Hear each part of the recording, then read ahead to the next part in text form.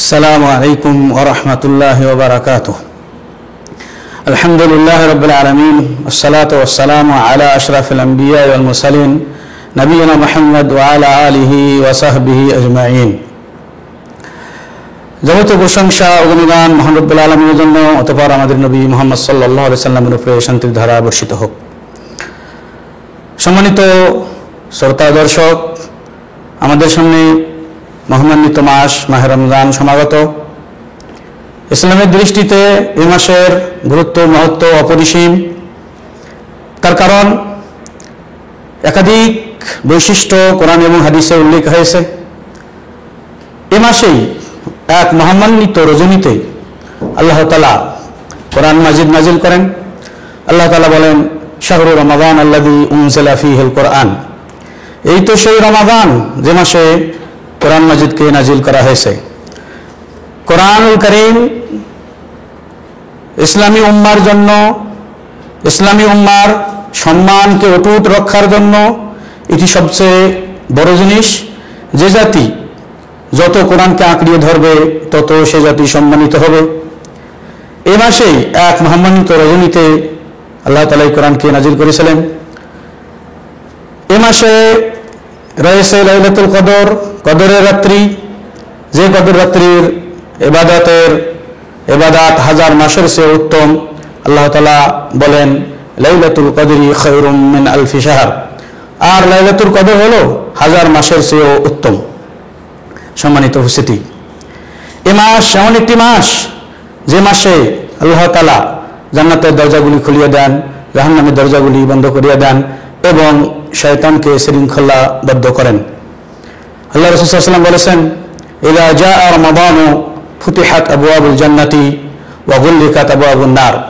যখনই রমজান আসে তখনই জান্নাতের দরজাগুলি খুলিয়ে দেওয়া হয় এবং জাহান্নামের দরজাগুলি বন্ধ করিয়ে দেওয়া হয়। সম্মানিত উপস্থিতি, এ মাসে আল্লাহ তাআলা অধিকাংশ মানুষকে ক্ষমা করিয়ে দেন। অর্থাৎ রমজানের রাত্রিগুলিতে আল্লাহ তাআলা অধিকাংশ মানুষকে ক্ষমা করিয়ে দেন, যেমনটি রাসূল সাল্লাল্লাহু আলাইহি ওয়াসাল্লাম হাদিসে উল্লেখ করেছেন। আল্লাহ তাআলা আমাদের নবী মুহাম্মদ সাল্লাল্লাহু আলাইহি সাল্লামকে এ মাসেই বিশ্ববাসীর কাছে প্রেরণ করেছেন। উপরিল্লিখিত পয়েন্টগুলি প্রমাণ করে রমজানের কত গুরুত্ব এবং মহত্ব আপনার ইসলামে রয়েছে। রমজানের সাথেই সম্পর্ক রোজার সম্পর্ক। রোজা এমন এক সওম, এমন এক ইবাদত যার তুলনা অন্য কোনো ইবাদতের সঙ্গে হয় না।